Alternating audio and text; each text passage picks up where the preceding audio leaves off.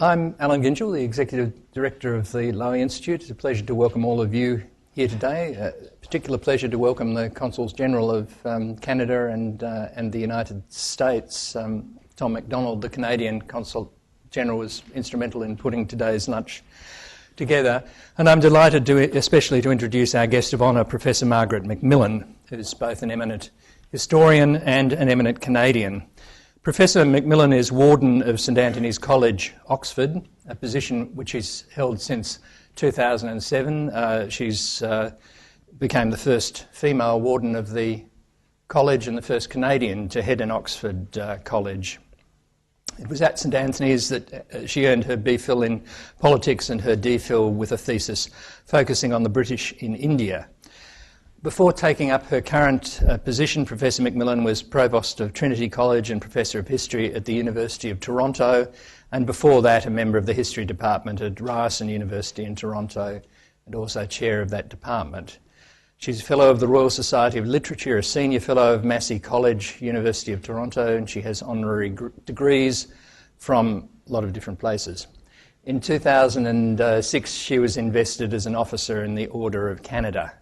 Now, Professor MacMillan has forged a reputation for taking on ambitious areas of study. Her book most recently published here, Nixon's Visit to China, Nixon in China, the week that changed the world. And before that, many people here, and I'm sure that one of the reasons that this lunch was filled within a couple of hours of our advertising it was that a number of you have read her book on the Paris Peace Conference, Paris 1919, 6 months that changed the world, although it was released here, or my copy is called Peacemakers, 6 months that changed the world.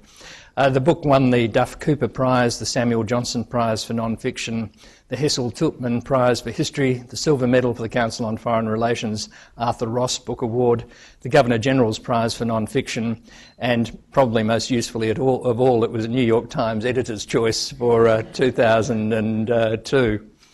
And for Australians, it includes some wonderful vignettes of the relationship between two Welshmen, her own great-grandfather, Lloyd George, and the Australian Prime Minister, Billy Hughes, whom I think she memorably describes in the text as scrawny, idiosyncratic, and deaf, both literally and figuratively, to arguments he did not want to hear. Professor MacMillan's work has always had a wonderful contemporary relevance, and today she's going to be talking about that quite specifically, the issue of how history casts a shadow over the present in more ways than we realise. Her talk will draw on her most recent publication, not yet out here, The Uses and Abuses of History. Please join me in welcoming Professor Margaret MacMillan.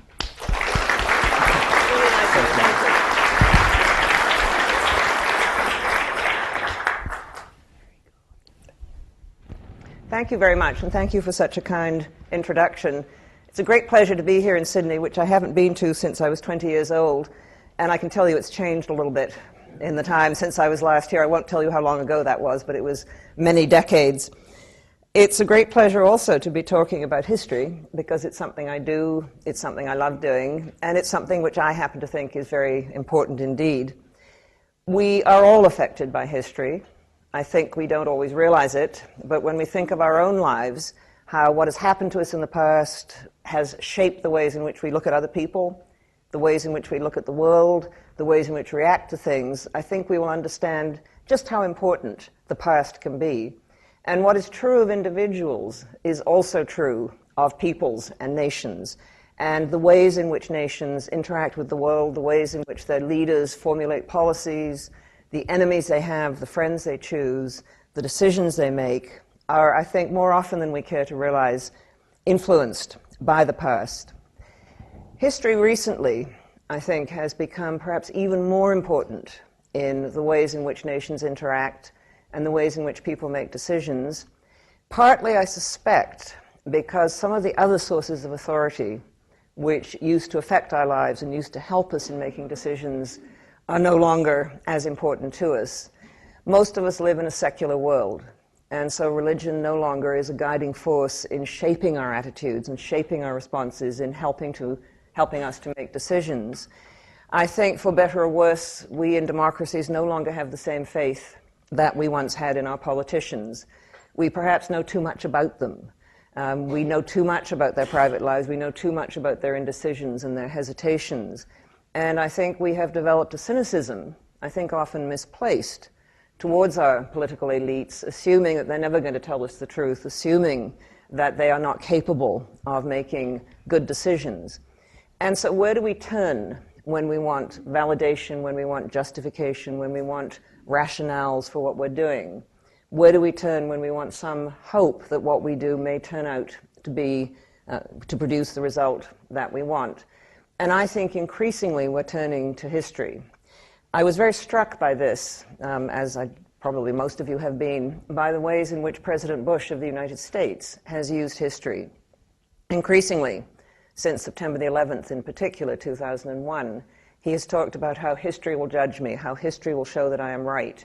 He has compared himself to the great leaders of the past. He's compared himself to Winston Churchill in the Second World War. He's compared himself to President Harry Truman, who shaped the policies and took the leadership which helped the United States in its approach to the Soviet Union during the Cold Wars, particularly in those very perilous early days. And so I started to reflect on why people are using history so much, how they are using it. And this led me to produce this little book, which I unfortunately isn't in Australia yet, but I hope will be here one day.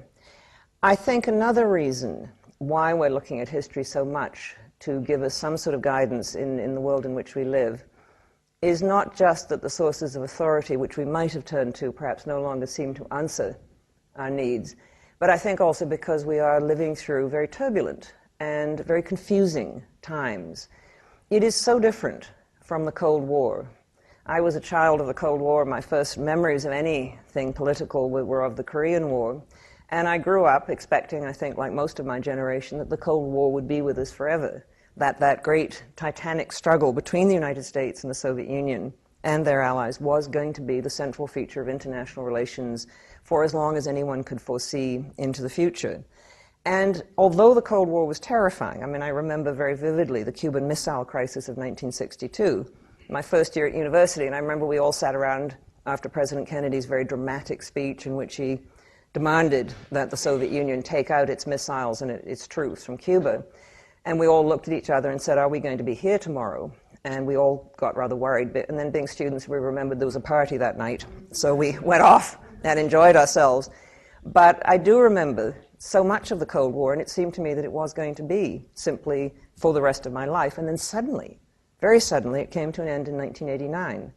And the world began to look very different indeed. There were no longer two great powers locked in this balance of terror, this struggle against each other. There was suddenly the United States, and there were other centers of power now beginning to emerge. China was beginning to emerge in a very dramatic way as a center of power in Asia. India was beginning to emerge as an economic and then a military powerhouse. The European Union was moving towards, so it seemed at the time, greater integration. And so the world really did seem very different. And I think that's when a lot of us, and I include myself among us, began to realize that history actually was perhaps going to be a help in understanding this world. It was going to be a help, I think, in a couple of ways. It was going to be a help in giving us precedents. What other worlds had been like this?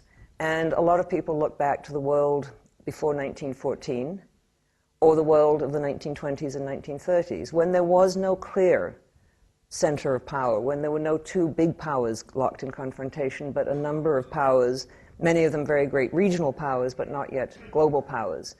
And so I think in the very complicated world which began to emerge after 1989, in which so many of the familiar landmarks seem to have disappeared, history was at least one of the ways in which we might begin to understand what that world was like. And I think the other thing that happened very clearly after 1989 was that historical enmities began to emerge, which most of us thought had gone away. I mean, who had ever heard of, unless you came from Yugoslavia, who had ever heard of the old tensions and the old histories of enmities between Serbs and Croats? Who knew anything about that? Who had ever heard of countries like Georgia and Armenia, and who knew why they might not like each other all that much? Who had heard of the conflict between Kurds and Iraqis. I mean, most of us had not heard of these conflicts, and now suddenly they became very important. And what so often happened in these conflicts was that the peoples involved in them called on history. I mean, I think we were all amazed when the Serbs said, ever since 1389 we've been fighting against Muslims. We thought, what is 1389? What happened then? But it seemed to be terribly important to the Serbs. And so I think the years after 1989 made us realize just how extraordinarily powerful history could be. It was a force shaping actions and attitudes and things that were going on in the world, but it was also something that might help to give us a handle on what was going on and help us to make some sorts of decisions. History, then, I think, became a lot more important. And I think we have continued to use it. I'm not saying we didn't use it during the Cold War, but I think we've used it a lot more as we try and navigate what is now a rather complicated and confusing world. I mean, we all want to know what's going to happen tomorrow, and we all want to know what's going to happen if we take a particular stand or follow a particular policy. We all want some assurance that the future is going to turn out as we hope it will. And I can't think myself of any other way of really trying to guess what lies ahead in the future than looking at the past. I mean, we can, I suppose, consult the astrologers, and we can, if we want, look at chicken entrails, but I find those less satisfactory ways than looking at the past and seeing if it has something to help us with. So how does history help us understand the world? I think it does a number of things. I think it helps us to understand why certain antagonisms exist or why certain attitudes exist. Think of the situation, the tragic and seemingly unresolvable situation between the Palestinians and the Israelis. And without understanding how both sides see the other, without understanding how both sides remember the past, I think we don't even have a chance of understanding that conflict. Neither does either side have a chance of understanding the other side unless they know what it is that the other side is remembering. You know, for the Israelis, the establishment of the State of Israel after the Second World War was an extraordinary moment, a moment of survival, a moment of triumph against absolutely ghastly odds, a moment when Jews around the world said, we have survived. The Nazis and Hitler did not manage to destroy the Jewish people. We have survived. We now have a place that we can call home, a place that will give us some sort of defense against an uncertain and often hostile world, and indeed murderously genocidal world. We have a place. For the Palestinian Arabs, the story is different. For the Palestinian Arabs, the founding of the State of Israel is not a moment of triumph. It is a catastrophe. The Arabic word for the founding moment of the State of Israel is the Nakba, the catastrophe. And that is what the Palestinian Arabs remember. They don't remember the same moment that the Israelis remember. How can they? And so you have two very different histories in a very, very small piece of land, and two peoples looking at each other in very different ways. And I think one of the keys to understanding that conflict, and for both sides to understand the other, is to understand what it is that the other is remembering about the past.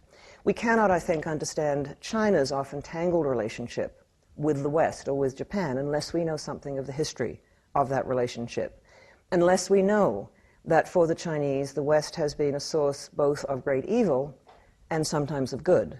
That for the Chinese, the West first came in the form of traders and then armies, people who battered their way into China in order to sell things to the Chinese, including opium, of course, which the Chinese themselves did not want to take.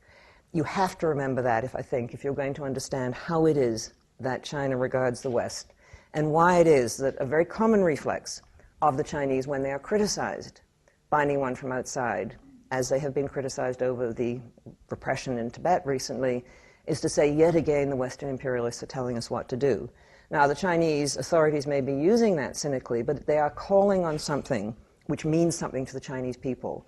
The reaction that the Chinese have had, I mean, there have been extraordinary Chinese discussions on the internet and extraordinary Chinese blogs reported in many of the papers. The reaction of the Chinese to criticism of the Olympics or the handling of the Olympic torch, the demonstrations against the Olympic torch, have been greeted in China by people much too young to remember Western imperialism as yet another example of the West telling us what to do.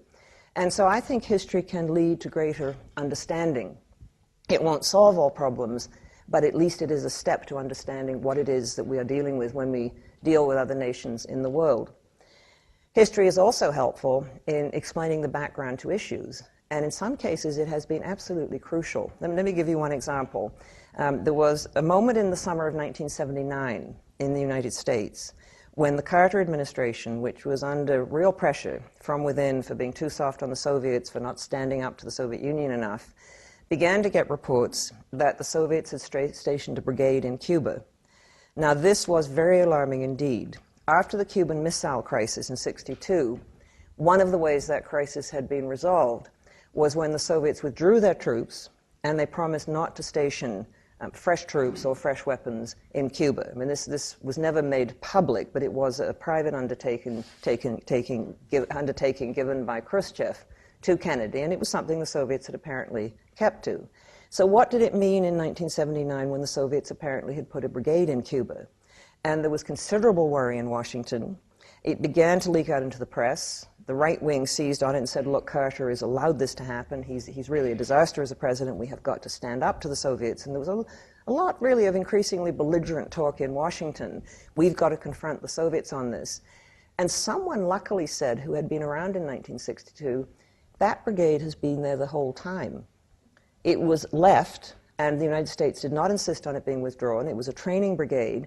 It's been there all along. I mean, they've rotated personnel in and out, but that brigade has been there the whole time. Luckily, this got through to Carter and the Carter administration, and the Americans backed down. But the Soviet ambassador, who was in Washington, was sent back to Moscow, and they said, please go back and tell people in Moscow it was a slight mistake. And he went back and he said to his political masters in Moscow, the Americans didn't mean it. They made a mistake over the brigade in Cuba, and they didn't really mean all that belligerent talk. And he said the reaction in Moscow was, oh, yes, they did mean it. They're up to something, or they're crazy. And either way, we don't like dealing with them. So it was, I think, a very telling example that sometimes you need to know the background to an issue so that you can navigate your way through it without making dreadful mistakes. I think what history also can help you to do is to formulate the right questions. Because when we are thinking of taking actions, we need to ask the right sorts of questions. What is likely to happen? If we do this, are we likely to run into trouble? What sort of evidence do we need? What sort of proof do we need? What sort of assurances do we need that what is happening in another country is going to produce certain sorts of outcomes? If we take certain actions, should we look out for something? If we choose to invade and occupy Iraq, if we are the United States and Great Britain and their allies, are we going to run into trouble? Do the Iraqis have a history of not liking Westerners coming into their country? Do the Iraqis tend to assume that most Westerners only want to manipulate them? Do the Iraqis tend to see their oil as something that Western hands would love to get their grip on? Well, the answer, of course, to that is yes. And so if we decide to invade and occupy Iraq, these are the things we should watch out for, and perhaps we should do things to reassure the Iraqis that these aren't in fact our intentions. Perhaps it would be wise not to give out contracts for oil to Western oil companies. This might arouse those old suspicions of Iraqis. Perhaps we should look at what happened when the British set up Iraq and thought it would be easy to run. In 1920-21, the British created the new state of Iraq out of 3 former provinces of the Ottoman Empire. They thought we can get it to pay for itself. There's clearly oil there. It can export grain. It won't cost us anything. We won't need many troops there. We, after all, have superior technology, so we'll use the Royal Air Force to control Iraq from the air. We'll find a nice local Arab who will rule Iraq for us and do what we tell him. Piece of cake. Well, I don't know if you know the history of that earlier occupation, but it was not a piece of cake. The British faced widespread revolts up and down the great river valleys in Iraq. It cost them a fortune. They never found a nice local Arab who they could put in as ruler who would do exactly what they told them. They found that Iraq was a very difficult country to manage. So I think history can help you formulate questions. It can help you look at it helps you look out for things. Should we be looking out for such and such a possible reaction? Should we be worried that the people in a particular area might not see our actions in the same way we see them? They may not see us as bringing democracy and extending freedom. They may see us as Western imperialists. And of course, I think that is one of the great problems that the United States and its smaller partner, Great Britain, face in the Middle East, because the Middle East has had now 2 centuries of experience with Westerners coming in, further back if you want to go back to the Crusades, and many people in the Middle East do. But they have had a fairly extensive experience of people from outside, from the West, coming in after their resources, trying to manipulate their governments, trying to set up governments that are friendly to them, trying to draw borders that suit the outsiders rather than necessarily suiting local conditions on the ground. And so it's not surprising, and it should not be surprising, that Western powers coming in today to the Middle East will find similar reactions. I mean, these are deep-seated reactions which are born out of history. Another way I think history can be used, and unfortunately it's not one of the best uses, it can be used to mobilize people. It can be used to pull people together, sometimes in ways which lead them to commit atrocities against minorities among them or commit acts of aggression against their neighbors. Nationalisms have always drawn on history, often very one-sided histories. When nationalism in Europe began to grow and began to affect so many national groupings in Europe in the 19th century, one of the first signs that it was happening was when the historians got busy. And what the historians did is write histories of their people. And it will not surprise you that the sort of histories they wrote were histories which tended to show that their particular people, whether German, French, Serb, Croat, Portuguese, whoever, had always been a noble people, had always been a great people, had had great moments in the past. They tended not to concentrate on the darker episodes. They tended not to say, we really made a mess of the past, we were hopeless.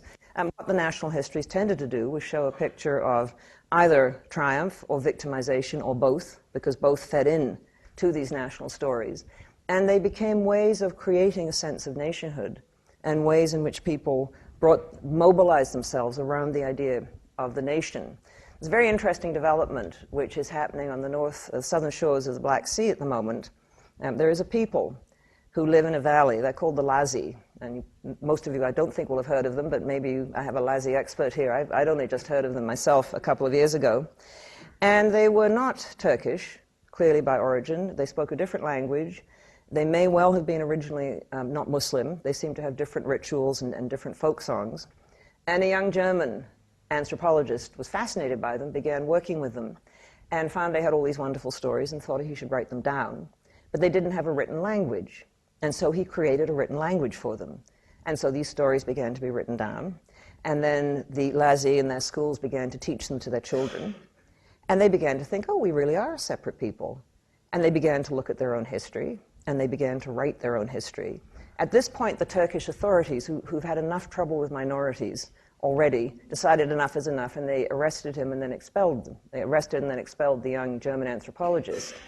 I went on a website the other day, and there's now a Laozi website, and it's talking about a Laozistan, and it's saying we have always been a people, we have a long history, we have our own literature, and I think you see in this process the development of a new nationalism, and such things will go on. I mean, they do go on as people begin to create their own histories, often drawing on what really happened in the past, but weaving it in to a story which will help them to feel that they are part of one nation.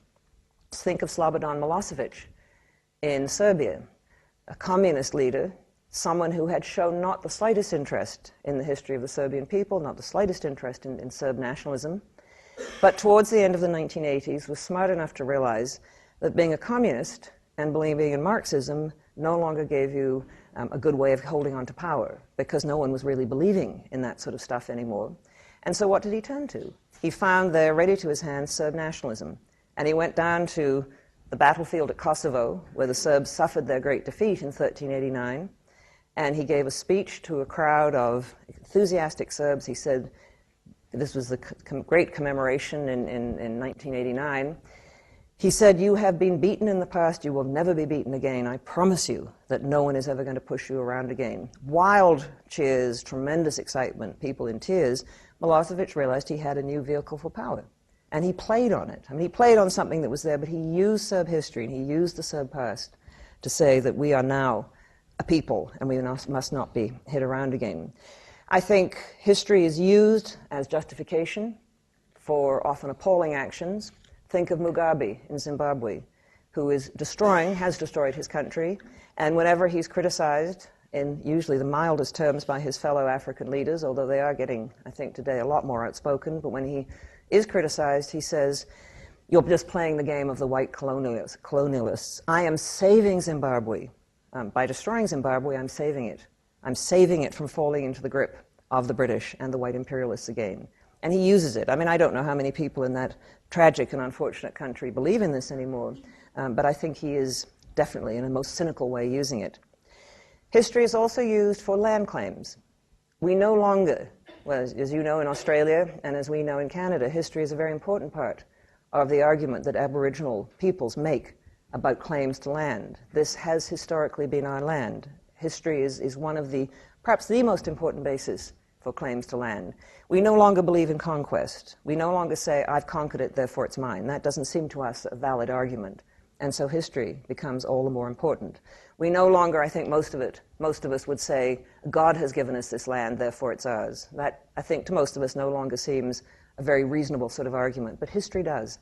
And so history has become extraordinarily important in making claims, not just to land, but claims for redress, claims for compensation. Again, it is history that comes in. We also use history when we look for analogies and precedents. We look into the past and we say, here we are in a very complicated situation. How can we think about it? And of course, you can all think, I'm sure yourselves, of the sorts of analogies that have been made and are being made. One of the big analogies which has been used really ever since the 1930s is the analogy of appeasement. It was used by Antony&apos when he confronted Nasser in Egypt over the Suez Canal. "We cannot," said Eden. He said, "I dealt as foreign secretary in the 30s. I dealt with Mussolini. I dealt with Hitler. I know what these people are like. We cannot give in to Nasser. Nasser is just another Hitler and another Mussolini." I think it was the wrong analogy, but it was a very powerful one. It was used by Kennedy at the time of the Cuban Missile Crisis. You must not back down in the face of aggression, because we all know where that can lead. And so Kennedy, I think, rightly in that case, stood up to Khrushchev and stood up for the Soviets. But the other analogy in Kennedy's mind at the time of the Cuban Missile Crisis was the First World War. He'd just read a book by Barbara Tuchman on the outbreak of the First World War in 1914, and he was deeply impressed by how very clever statesmen and very powerful nations could make a whole lot of mistakes and blunder into war. And so Kennedy, I think, in the Cuban Missile Crisis was guided, and I think very helpfully, by two analogies. One, that you must stand up to aggression, but two, be very, very careful that you don't make mistakes as you're doing it, and be very careful to try and communicate with people on the other side. President Bush and his administration, after September 11th, 2001, used the analogy again of appeasement. We cannot let Saddam Hussein get away with this because he is just like Hitler. We have to go after him because otherwise he will cause too much damage. My own view is that that was the wrong analogy. Saddam Hussein was not a Hitler. He was a dreadful man. He was a monstrous tyrant, but he was not a Hitler in charge of a powerful country that was threatening the whole stability of a region. He had been contained. Iraq was not a threat to its neighbors. It was not threatening to destabilize the whole region, and my view is that it was the wrong analogy, and it led the United States into an invasion and occupation, the consequences of which perhaps we still will not see. So that's why I think history is worth doing. I think that's why we have to do it. I think it helps us to think about the past, it helps us to think about the present, it helps us to think about ourselves, but I think it also has to be handled with great care. If we learn anything from it, and I don't think history does offer very clear lessons, but if we learn anything from it, it is to think things through, try and gather as much information as you can, try and understand what it is that you are dealing with. I think we also perhaps learn something of humility, which is perhaps not a bad thing, because the past is full of examples of people who were very, very clever, who knew a great deal, who had a great deal of power, and who made the most appalling mistakes. There's a wonderful example, which some of you may know, in naval history. Now, the British were doing naval maneuvers in the Mediterranean in the 1890s, and Admiral Tryon was in charge of these maneuvers, and he was on the bridge of his flagship, and he ordered the fleet to turn. Now, turning a fleet is very tricky, and you have to make sure there's enough room, because if not, you run into each other. and Admiral Tryon ordered a very tight turn, and his captains tried to say, "We think it's a bit tight, Admiral." And the Admiral said, "Nonsense, I know what I'm doing." He sunk 2 ships. Luckily, he went down with one of them. Perhaps it was just, perhaps just as well. Well, I think it would have been an awkward thing. Well, he also said, I mean, determined to the end, and this was a very powerful man, determined to the end, the captain said, "I think we should abandon ship now, sir, because it's going down." "Nonsense," said Admiral Tryon, "it's not going to sink." And that was the last that anyone saw of him. Anyway, I don't want to make light of this unfortunate incident, but I think it does warn you. I think history is good in warning us that even people who are very powerful and clever do get it wrong. There was a wonderful example in the Bush White House where a journalist was talking to a very high-ranking official who has never yet been identified, but I suspect it was Karl Rove, who was very close to President Bush. And the journalist said, "Look, don't you think history warns you that Iraq is going to be a tricky country?" And this unnamed official said with supreme confidence, he said, "You people don't understand. The past doesn't matter. We make history. We create reality." He said, "One day you people can write about it." Well, history does have its own reality, and history does come back. Anyway, let me conclude with a story, which I will leave you to ponder on. This was just after September the 11th, and an American journalist, Susan Jacoby, was shaken like everyone. She was walking north to get away from all the debris around the World Trade Towers, and she stopped in a bar for a drink, and there were 2 young men standing at the bar, and one said to the other, the first said, "You know, this is just like Pearl Harbor." And the second one said, "What's Pearl Harbor?"